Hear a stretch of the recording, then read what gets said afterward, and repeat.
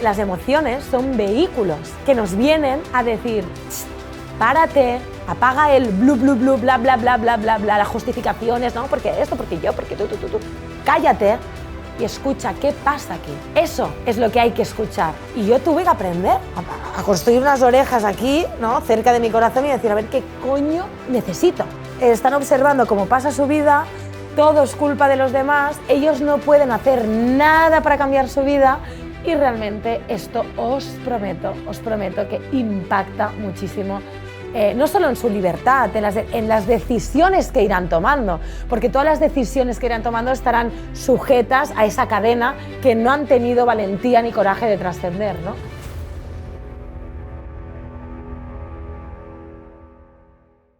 La bioemoción sabe leer, sabe llegar a esos patrones inconscientes que os he dicho que están liderando nuestra vida. Y me diréis, muy bien, Sara, ¿y esto cómo se relaciona con la conciencia de unidad? Muy fácil. La bioemoción defiende y sabe que nuestro contenido inconsciente, que ahora luego os definiré qué es el inconsciente por si alguien no lo entiende muy bien, ¿vale? Pero nuestro contenido inconsciente se proyecta al exterior. ¿Dónde se proyecta? Se proyecta como si fuese un espejo, ¿vale? O una linterna, imaginaros la luz, ¿vale? Que sale de dentro, ¿de acuerdo? Se plasma nuestro inconsciente en nuestras relaciones interpersonales, en las experiencias que vivimos y cómo las vivimos, en nuestras enfermedades. En definitiva, la vida que experimentamos, si la observamos, ahí podemos observar el contenido de nuestro inconsciente. Por eso muchas veces podéis ver personas que dices, hombre, ¿cómo puede tener tan mala suerte esta chica? Es que siempre se encuentra el típico tío que le es infiel, que no sé qué, el mismo perfil siempre. ¿Qué mala suerte tiene? No es mala suerte. Es que hasta que no se haga consciente que está atrayendo ese tipo de hombre en su vida porque tiene una información en su inconsciente que necesita ser comprendida, trascendida y transformada, no va a cambiar su vida. En este caso, no cambiarán sus relaciones de pareja. Y me diréis, la culpa es del hombre. No, la responsabilidad es de ella. En este caso, en este ejemplo práctico, es de ella. ¿Por qué la responsabilidad? Porque si desde la conciencia de unidad mis problemas no son una casualidad, sino son una manifestación de mi contenido inconsciente, y desde la conciencia de unidad me reconozco a través del otro, las experiencias y los problemas que yo tenga con los otros son una oportunidad para reconocerme a mí, cambiar lo que yo tenga que cambiar internamente y empezar a experimentar y a proyectar otro tipo de experiencias totalmente diferentes. Por eso hablamos de la responsabilidad, que mucha gente se equivoca y yo lo entiendo, porque son conceptos que cuesta, porque al final, claro, imaginaros, yo desde mi ego os estoy hablando a vuestro ego. Y claro, el ego es experto en hacer separaciones todo el rato, ¿no? Y ahora seguramente muchos de vosotros me estáis escuchando y cada uno de vosotros está pensando una cosa totalmente distinta de lo que estoy explicando. Y es normal, no pasa nada, ¿vale? Yo os perdono. Si alguien se está cagando en mí, yo os perdono, ¿vale? No pasa nada. Pero, ¿qué quiero decir con esto? ¿Vale? Que al final, claro, la responsabilidad, no culpabilidad, ¿no? Porque a mí a veces, Sara, entonces, ¿qué dices? ¿Que es culpa mía que esta persona me haya maltratado? Culpa, ¿no? Pero responsabilidad de haber aceptado ese menosprecio, ese maltrato. A ver, es lo que digo siempre, una vez no, dos tampoco, pero la tercera ya eres responsable de quedarte ahí, de no escaparte, de no cambiar nada. ¿Me explico? Entonces, evidentemente, todos tenemos situaciones que nos impactan, que nos sobrepasan y que en ese momento poco podemos hacer. Pero luego tenemos dos opciones. Quedarnos con el papel de víctima.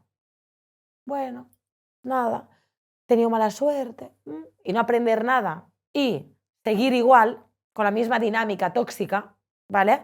O frenar y decir, vale, ha dolido que te cagas esta experiencia, sí, ha dolido. ¿Estoy hecho una mierda? Sí, lo estoy, ok, vale, ¿para qué? ¿Para qué he vivido yo esta experiencia? Porque no la ha vivido la vecina de al lado, la he vivido yo. Digo yo que algo tendrá que ver conmigo, digo yo. Entonces, ¿para qué? ¿Qué puedo aprender de esta experiencia? Y eso es el tesoro, porque ahí te empiezas a reconstruir con un propósito de evolucionar y de mejorar como persona. Y no te quedas anclado a ese dolor, a lo que te haya pasado y te quedas sin trascender lo que tu inconsciente necesita trascender para evolucionar. ¿Sí? Intentaré poner algún ejemplo para ver si se entiende, ¿vale? Porque a veces yo entiendo que cueste, a veces. Ya os digo, yo misma cuando pienso en estos conceptos y en estas ideas, cada vez que lo pienso y lo experimento, aprendo algo nuevo, ¿me explico? Es decir, son cosas tan profundas, pero tan verdad, os lo prometo, cuando uno lo experimenta dice, wow, ¿sabes? Porque yo, por ejemplo, es decir, yo he estudiado esto muchos años, pero considero que he aprendido de verdad estos conceptos. Digo he aprendido porque se empieza pero no se acaba. Siempre estamos aprendiendo e integrando y haciendo el camino, ¿no? Pero a raíz de hostias muy duras de la vida, pero muy duras, muy duras. Y entonces, claro, imaginaros, ¿no? Esto es como leer algo, lo entiendes, pero luego, claro, cuando te pasa y estás en el hospital ingresado con un tema muy fuerte, que no sabes si vas a perder a tu hijo, no sabes si tú vas a sobrevivir, etcétera, etcétera, etcétera, claro, ahí es cuando te miras a ti mismo y dices, ya no hay excusas. No, se acabaron las excusas. Aquí decides tú si sales de esta y con qué aprendizaje o no quieres aprender. Y no te va a servir de nada esto que estás viviendo. Porque claro, que haya personas que a día de hoy piensen que nuestro cuerpo, ¿no? Órganos, células, etcétera, va a su bola con unas leyes mecánicas y materiales que no tienen nada que ver con nuestra mente, nuestras emociones y con nuestra alma, quien aún piense así, se está quedando en el siglo pasado. Porque la literatura científica ya lo sabe. No es un tema espiritual, ¿eh? Puede parecer muy espiritual lo que estoy diciendo, pero yo soy súper empírica y pragmática, os lo prometo. Y yo me lo he cuestionado todo. Yo cuando conocí a Enric le cuestioné hasta los zapatos que llevaba.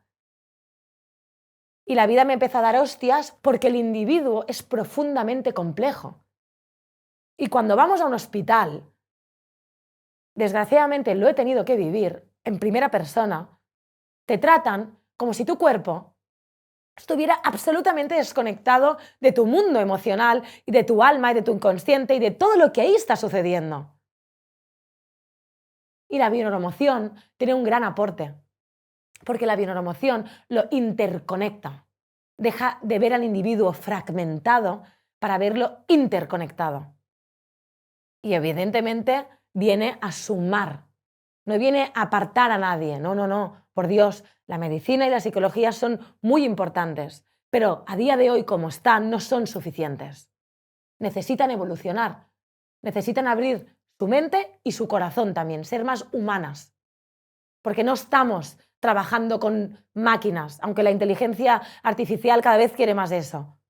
Pero hay algo que es nuestro espíritu, que eso no se puede dar a una IA, no se puede dar a una inteligencia artificial. Y eso es lo que tenemos que reclamar, eso es lo que tenemos que aportar. Y la bioneuroemoción en eso tiene un gran aporte, en ver esa parte invisible que está impregnada en todos nuestros niveles. Como os decía, la bioneuroemoción lo que hace es usar los conflictos, enfermedades, problemas, situaciones, etcétera, de las personas como una brújula, como una brújula. Mira, yo siempre pongo el ejemplo, imaginaros, ¿vale? Vosotros estáis aquí hay un mapa que cada uno ponga la ciudad, el país que quiera, es igual, ¿vale? con todo de rotondas, autopistas, pueblos, ciudades, ¿vale? Y el alma de esa persona tiene que parte desde aquí y tiene que llegar ahí, ¿no? Tiene que llegar del punto A al punto B, ¿vale? Pues yo siempre digo que la bioemoción sería como el GPS, ¿sí? Como una brújula que te dice, un momento, estoy aquí, ¿no? Estoy dando vueltas a una rotonda y estoy más perdido que no sé dónde voy, ¿sabes? No sé dónde estoy ahora mismo, ¿vale? La bioemoción es como, ¡pum! Ahí está tu destino. Ese es el camino. Y muchas personas me dicen, ¿y eso cómo se puede hacer, Sara? ¿No? Como, yo es que no estoy conectado con mi voz interna. Mirad, le estáis preguntando esto a una persona que ha sido súper, mega, pero exageradamente neurótica y controladora. Yo hablo de mí, ¿vale? Por mi infancia, por todo lo que me pasó, siempre desde pequeñita tenía ataques de ansiedad, o sea, os podía explicar 1000 percales, ¿vale? Yo necesitaba controlarlo todo porque, claro, era tan inestable en mi entorno que en cualquier momento se podía ir todo, pues tener una catástrofe en la familia en muchos sentidos, que claro, yo necesitaba controlarlo todo ¿no? Claro, y entonces yo cuando empecé este camino de la bioemoción, y Enric decía, ¿no? Hay que aprender a escuchar el corazón, la voz interna. Y yo pensaba, bueno, a ver, la voz interna, ¿no? Blu, blu, blu, pues esto debe ser mi voz interna, ¿no? El rollo que me cuento aquí en mi mente, ¿no? Yo pensaba, pues yo ya la escucho, ¿no? Debe ser eso. Pero claro, cuando la vida me dio una hostia, otra y fuertes, ¿no? Que un poco más y no lo cuento, ostras, ahí es cuando entendí que es en la adversidad cuando tienes la gran oportunidad, como no puedes controlar, como el ego no sabe dónde agarrarse, porque ya no sabe qué solución darte, porque aparentemente se quedó sin soluciones, el ego ya dice, mira, guapa, aquí pues la vas a palmar, porque aquí ya no hay nada que hacer, o sea, ya no sé cómo coño controlar tu vida, ya no sé qué soluciones darte, mentales, ya estás, que no sabemos qué hacer contigo. Ahí es donde surge la magia. Porque ahí es cuando yo realmente descubrí esa otra voz interna, que luego la reconocí con el tiempo como la voz de mi ser interno, que no es mi ego, y es ahí donde entendí cómo se comunicaba conmigo. Y es atender esos estados emocionales, esos mensajes que son... porque las emociones son mensajeros. Yo siempre lo digo, la gente, ay no, quiero estar bien, respira, no quiero tener ansiedad, no quiero tener angustia. No, perdona. Es que las emociones negativas son mensajeros espectaculares. Simplemente tenemos que poner oídos, a entender, a comprender para qué están aquí. ¿Qué mensaje tienen para mí? Tienen un mensaje porque me aman. La vida, per se, intrínsecamente, es amor. No quiere joderte. Nos jodemos a nosotros mismos. Perdón, si hay algún mexicano. Joder no es una palabra adecuada para ser algún mexicano, disculpar. Nos fastidiamos a nosotros mismos. Las emociones son vehículos que nos vienen a decir, párate, apaga el blu, blu, blu, bla, bla, bla, bla, bla, bla, las justificaciones, ¿no? Porque esto, porque yo, porque tú. Cállate y escucha qué pasa aquí. Eso es lo que hay que escuchar. Y yo tuve que aprender a construir unas orejas aquí, ¿no? Cerca de mi corazón y decir, a ver qué coño necesito. Pero claro, cuando empiezas a escucharte, amigos, empieza el camino de darte el permiso de ser muchas cosas y de mostrar una autenticidad y de romper con lo que tu entorno quiere y espera de ti, que da vértigo, mucho vértigo. Ponerse en coherencia no es fácil. Pero es el único camino hacia nosotros mismos. La coherencia. Ponerse en coherencia, escuchar y dar respuesta a esa llamada interior. Hay gente que de manera natural, por lo que sea, ahora no vamos a entrar a explicar estas cosas, ya nace con una conexión con él mismo o con ella misma, pero hay otros que nacemos con una rotura, con una separación tan enorme de nosotros mismos que el camino es más duro. pero no pasa nada. Todos lo podemos hacer y todos en algún momento lo hemos tenido que hacer en nuestro momento de evolución.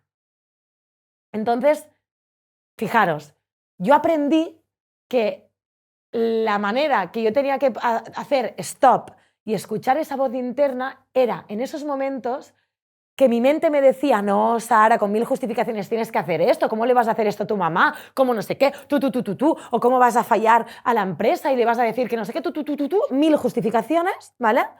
Pero mi corazón me decía, necesito esto, necesito esto, quiero esto. Entonces te empiezas a dar cuenta que existen como dos voces, ¿no? Podríamos decir, ¿sí? Y que la que realmente es la que te lleva a tu sanación y a tu evolución es la que sale de aquí. Y las emociones son unos mensajeros perfectos, ¿sí? Así que no tengáis miedo. Si hay alguien en la sala que le pasa como yo, que tiene tendencia a la ansiedad, a lo que sea, no tengáis miedo, no tengáis miedo. Es parte y no pasa nada, ¿sí? Mucha gente, ay, es que últimamente no duermo. Bueno, hijo, pues ya dormirás, o sea, tranquilo, o sea, es que no te preocupes, es un proceso todo, ¿sí? No podemos pretender hacer así y todo facilito, todo genial, no, es que es parte. Y a mí esto me lo ha enseñado muchísimo Enric, de verdad, y yo, ya os digo, hace años pensaba, ¿pero qué dice este hombre? Y es que ahora, de verdad, dar gracias, por favor, dar gracias a las dificultades, por Dios, es que son un tesoro espectacular. Para quien viva con ansiedad, lo que os puedo decir, mi experiencia ha sido que hasta que realmente no me he puesto en coherencia en temas muy basales en mi vida, muy importantes, muy estructurados, que eran patrones inconscientes súper estructurales, porque patrones inconscientes tenemos varios, pero hay que son como la base de nuestra personalidad, que estos son los que nos hacen sufrir más, ¿de acuerdo? Y luego hay, bueno, pues otros tipos de patrones más superficiales, etc. Pero hay que son estructurales, ¿vale? Pues los estructurales, sobre todo, hasta que no los trascendemos y nos ponemos en coherencia, a muchas personas las hacen vivir con mucha ansiedad, como era mi caso. Y yo, cuando realmente cambié lo que tenía que cambiar, me costó mogollón, pero fue espectacular. Yo vivo sin ansiedad. Eso no quiere decir que alguna vez puntualmente, como tengo la tendencia, la he tenido desde que soy muy pequeñita, ¿vale? Eso no quiere decir que evidentemente puntualmente en alguna situación de mucho estrés o lo que sea, tenga esa tendencia, pero rápido me sé autorregular, ¿sí? Porque claro, yo nunca me he medicado, nunca, no digo que la gente no se medique, ¿eh? Pero claro, la medicación es un parche, no va al origen. Te puedes estar medicando toda la vida y no arreglar tu vida. Mi abuela, en paz descanse, se medicó toda la vida de ansiolíticos y antidepresivos, depende de la época, pero nunca arregló nada. Se medicó mucho, pero no arregló nada, ¿no? Entonces, bueno, oye, ¿necesitas medicarte puntualmente? Medícate. Yo no te diré que no, si puntualmente lo necesitas, pero indaga qué tienes que cambiar en tu vida, dónde está el origen de esa ansiedad, dónde está el origen de ese desequilibrio, ¿no? ¿Ok? Entonces, como os decía, una de las partes más difíciles, evidentemente, es ponerse en coherencia, porque fijaros, cuando nos ponemos en coherencia, hay una parte de nosotros que nos ha definido cómo nos hemos relacionado con nuestro entorno, con nuestras relaciones más significativas, con mi mamá, con mi papá, con mi pareja, con mi hijo, lo que sea, ¿no? Esas relaciones más importantes de nuestra vida nos hemos relacionado desde un rol, nos hemos relacionado desde unos atributos, ¿vale? Desde un rol, para resumirlo. Pero claro, cuando yo tengo un llamado interno de cambio y necesito ponerme en coherencia y cambiar ciertos patrones de mi manera de funcionar, eso siempre, que nadie os engañe, siempre se va a plasmar en un cambio de rol con tus relaciones más significativas. Esto es así, ¿vale? Esto siempre es así. Entonces, ¿qué sucede? Que claro, es como si soltaras una parte de ti para que renazca una nueva, que hasta ahora no se había expresado. ¿Me explico? Entonces, claro, da miedo, porque no deja de ser morir una parte de mí para que nazca otra parte de mí. Pero esa transición es dura, porque es como si atravesases una muerte simbólica. Entonces, claro, la incertidumbre, el no saber qué pasará, claro, esto a la mente, al ego, no le gusta una mierda. Como os digo, el ego lo quiere tener todo súper controladito, qué pasará el sábado y qué pasará el domingo, ¿sabes? Entonces, claro, cuando entras en ese espacio de cambio donde dejas morir una parte de ti para que nazca una nueva, hay momentos, como digo yo, que atravieses infiernos. Yo he pasado estas noches, normalmente coincide que pasa por la noche, normalmente. Hay personas que les puede pasar durante el día, ¿eh? Pero es esa sensación como que tú sabes que tienes que seguir por ese camino de cambio, tú sabes que tienes que respetarte, amarte y hacer ese paso, aunque en principio a los demás no les va a gustar. ¿Pero por qué digo en principio? Porque las resistencias de nuestro entorno, cuando hacemos este cambio y nos ponemos en coherencia, no os olvidéis, son las resistencias nuestras, siempre. Yo me acuerdo, ¿no? Ay, me siento culpable, ¿cómo le voy a hacer esto a mi mamá? Ay, que me siento mal, pero ¿y si se muere ahora? Porque no sé qué y no sé cuántos, ¿vale? Y claro, entonces pasaban cosas, pero claro, es que yo estaba proyectando todo eso porque me sentía absolutamente culpable, mal, no me daba el permiso de centrarme en mí, de por primera vez en mis 30 y pico años pensar qué necesita Sara. No que necesitan todo Dios, no, ¿qué necesita Sara? Una pregunta tan simple como esta. Pero claro, cuando no estás acostumbrado a atenderte, a escucharte, claro, tienes que pasar por un infierno de pensar, es que si dejo de hacer esto aquí o dejo de hacer esto allá, no sé qué va a pasar. Y tienes que asumirlo. Tienes que asumirlo. ¿Sí? Y yo me acuerdo, uno de mis caminos más, bueno, noches más oscuras del alma es que justamente lo que era para mí mi padre, el que me hizo de padre, claro, estaba con cáncer, murió hace unos meses y, ostras, claro, yo justo cuando hacía ese camino, fíjate, la vida es así, de dura y de bella a la vez. Cuando tú te tomas conciencia de que te has abandonado, que has atendido a todo el mundo menos a ti y empiezas este camino hacia ti, la vida te envía pruebas muy difíciles. Porque claro, empiezan a pasar cosas. Me acuerdo que dos de mis mejores amigas con intentos de suicidios. Lo que era para mí mi padre, cáncer, metástasis, terminal. Mi madre sola, fatal, con mi hermano que había desaparecido, que no sé qué. O sea, todo mi entorno me necesitaba más que nunca. Pero resulta que yo estaba jugándome mi vida también. Y ahí no había negociación posible. Porque ¿sabéis qué? Si yo no hubiera elegido amarme a mí, si yo no hubiera elegido priorizarme y centrarme en el amor propio y en mi coherencia, lo que yo hubiera dado a los demás no hubiera sido auténtico, no hubiera sido genuino, no hubiera sido amor libre, hubiera sido sacrificio. Y por lo tanto, sacrificio, manipulación, no es bueno ni para ellos ni para mí, para nadie. Perdemos todos. Entonces, bueno, me acuerdo que en esas noches oscuras del alma, ¿no? Yo me centraba mucho en, Sara, el mayor acto de amor que les puedes dar, yo los amo. Amo a mi padre, amo a mi madre, amo a mi hermano, los amo a todos. Pero me centraba en decir, el mayor acto de amor que les puedo regalar es amarme a mí. Porque es la mejor invitación que les puedo hacer a amarse a ellos mismos. Bueno, finalmente lo que era mi padre para mí murió, pasaron muchas otras cosas, pero yo tuve que elegirme a mí. Y eso no quiere decir que sea muy doloroso. ¿Sí? Entonces, fijaros, ¿qué es el inconsciente? ¿Sí? Porque, no sé, quizás por aquí hay gente que lo tiene muy claro, pero yo os lo resumo fácil, ¿vale? Todos tenemos lo que es la psique.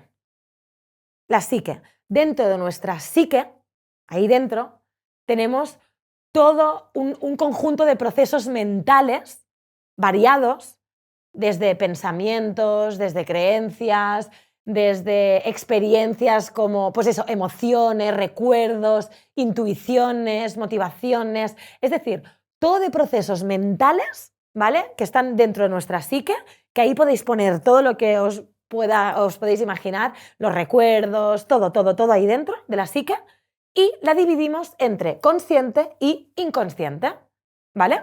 Vale, pues el inconsciente son esas experiencias y contenidos psíquicos que no han pasado por nuestro consciente, o si han pasado en algún punto, no los recordamos y se han guardado en la cajita de los recuerdos inconscientes.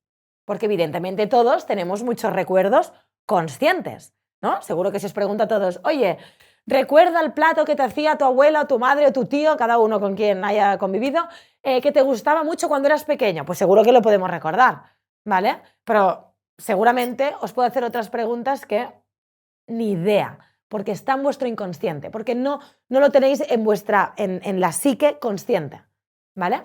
Entonces, muy importante y resumido para no dificultar el entendimiento. El inconsciente, donde ahí tenemos experiencias guardadas a fuego, hay diferentes inconscientes. Yo tengo una definición propia de inconsciente que el otro día se la compartí a Enric y le dije, Enric, ¿qué opinas de esta definición? A mí me viene siempre esta definición para inconsciente. Y me dijo, ostras, tal, me gusta. Y por eso la comparto ahora. Que es que el inconsciente es el notario de nuestra alma. El notario sabe perfectamente qué hay escrito ahí, qué significa cada palabra y dónde lo tiene guardado. Aunque pasen los años, incluso aunque muramos, ahí sigue esa información. ¿Vale? Vale. Pues entonces el inconsciente sería el notario de nuestra alma. Cosas que nosotros conscientemente ni lo sabemos, ¿vale?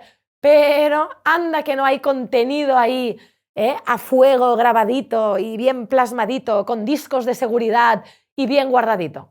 ¿Vale? Vale. Dicho esto, el inconsciente, hay varios tipos de inconsciente. Lo vamos a hacer fácil. Hay el individual, cada uno de nosotros tiene su inconsciente, ¿vale? Donde ahí, pues su notario ha plasmado toda la información de sus experiencias, de su vida, todo ahí bien guardadito, bien archivadito, ¿vale? Pero luego tenemos el inconsciente familiar, ¿vale? Que vendría a ser lo mismo, pero ahí están albergadas las experiencias, sobre todo las de dolor. El inconsciente familiar guarda todas esas experiencias, conclusiones, aprendizajes, emociones, en definitiva, percepciones que nuestra familia, al menos la más directa, ¿vale? Pues la madre, el padre, los abuelos, bisabuelos, más o menos, hasta 4 generaciones se sabe, que se van transmitiendo, sí, secretos, evidentemente, todo tipo de información que os podéis imaginar. Todo tipo, mira, os pongo un ejemplo muy rápido para que entendáis esto del inconsciente familiar súper rápido, aunque luego lo veremos más, ¿vale? Muy rápido. Yo cuando veo un gato, el corazón se me acelera, me pongo nerviosa y no sé por qué. A mí los pobres gatos no me han hecho nada. O sea, mentalmente, intelectualmente lo pienso y digo, pues si los gatos son buenísimos, o sea, no sé por qué me pasa. Tengo como un miedo que no es mío. No es mío. Entonces empecé a indagar a mi madre, a mi abuela. Entonces fue muy fuerte porque hubieron diferentes situaciones traumáticas relacionadas sobre todo con el sexo, ¿vale? De las mujeres de mi clan, donde el gato había estado presente en esas escenas de estrés y de trauma emocional. Claro, cuando yo flipé. Porque claro, me acuerdo que fue Enric que me dijo, yo le dije, oye Enric, tengo una fobia a los gatos, que no es normal. Me dijo Enric, pregunta a tu madre, a tu abuela, tal, pregunta. Empecé a indagar, y claro, aluciné. En plan, wow. O sea, yo en mi vida no he tenido ningún estrés con ningún gato, pero fíjate cómo mi inconsciente, en este caso a través del inconsciente familiar, esta información se ha heredado. Fijaros, la información, esto siempre lo explica muy bien Enrique, la información no se destruye. La información es. Lo único que le puede pasar a la información es que se trascienda, es que se transforme, pero la información no se destruye. Una información se va transmitiendo hasta que encuentra la manera de ser trascendida. Hay el inconsciente personal, el familiar y el colectivo. El colectivo también. ¿Qué os pensáis? ¿Os pensáis que, por ejemplo, si vosotros os vais a Japón, evidentemente tienen una herencia en su inconsciente, tanto a nivel de experiencias, de cultura, de información, de creencias colectivas, incluso, los arquetipos, porque en el inconsciente colectivo están todos los arquetipos, ¿no? Por ejemplo, arquetipo madre, ¿no? Pues todos nos puede venir un arquetipo de la que nutre, la que da vida, la que está embarazada, la que no. Toda esta información está en nuestro inconsciente colectivo, pero evidentemente dentro del inconsciente colectivo hay unas herencias diferentes si somos de Japón que si somos pues de Occidente, por ejemplo, ¿no? Y dentro de Occidente pues también entre países, ¿no? Etcétera, ¿vale? Pero bueno, para no alargar, sí que os quería como transmitir que tenemos como estas diferentes inconscientes y todo ello somos nosotros. Para que veáis, como cuando nos pensamos que no, yo no tengo nada que ver contigo, ¿sabes? Anda que no. Sí, ¿seguro? Mira, un día había un estudio que decía que lo que nos separaba a todos los seres humanos de todo el mundo eran 7 personas. Todo ese contenido interno que tenemos, ¿de acuerdo? Ya sea individual, es decir, que lo hemos aprendido a través de nuestras propias experiencias, ¿vale? Ya sea familiar, son herencias epigenéticas, son herencias de las experiencias de nuestros ancestros, o ya sea colectivo, es decir, la herencia que tenemos de toda nuestra cultura, etcétera, etcétera, etcétera, ¿de acuerdo? Todo ese contenido que forma parte de nuestro inconsciente. Y todo esto se proyecta en nuestros problemas, en nuestras experiencias, en nuestras relaciones y en nuestras enfermedades, etcétera, etcétera, que vivimos, que experimentamos, ¿sí? Pues daros cuenta. La bioneuromoción lo que invita a las personas, sabiendo todo esto que hemos repasado ahora, es que hagan, siendo consciente de todo esto, hagan uso de lo que se llama el locus de control interno. ¿De qué me sirve saber que yo me proyecto en mis experiencias si luego, cuando comprendo, no hago nada con eso? Vale, pues lo que viene a decir el locus de control interno es que nosotros sí tenemos muchísimo margen de maniobra desde la responsabilidad individual de cambiar nuestras experiencias y de influenciar en nuestras circunstancias. Como decía antes, quizás en la primera no, porque yo, por ejemplo, cuando me enfermé del riñón, ¡ostras! Ahí no podía hacer nada para cambiar eso, ya me había sobrevenido el problema. Ahora, todo lo que yo he hecho desde que tuve este problema de riñón, ahora sí que ha dependido de mi cambio, de mi responsabilidad. Y en el punto en el que estoy ahora, 100% bien, etcétera, sí que tiene que ver con todo mi camino. Y no sé dónde estaría si no hubiera hecho todo lo que he hecho. Y que gracias a la enfermedad que tuve en el riñón, todo lo que me di cuenta, todas las dinámicas tóxicas que cambié, etcétera, etcétera. Entonces, lo que te dice el locus de control interno es esto, que tienes 2 maneras de vivir tu vida. El locus de control interno, el locus de control externo. El externo son esas personas que os decía antes que cuando pasan cosas en su vida, pues se quedan mirando cómo va pasando la vida, se la quedan mirando, se la quedan justificando desde aquí, están observando cómo pasa su vida, todo es culpa de los demás, ellos no pueden hacer nada para cambiar su vida y realmente esto os prometo que impacta muchísimo. No solo en su libertad, en las decisiones que irán tomando, porque todas las decisiones que irán tomando estarán sujetas a esa cadena que no han tenido valentía ni coraje de trascender, ¿no? Y serán personas que vivirán, pero muchos de ellos no evolucionarán y morirán como nacieron. Y esto pasa mucho. Yo lo he visto muchas veces, incluso, bueno, el marido de mi madre, mi abuela, bueno, he visto varias personas que murieron sin realmente poder trascender esas heridas y esas oportunidades que tenían para trascender y que se quedaron esos aprendizajes pendientes, ¿sí?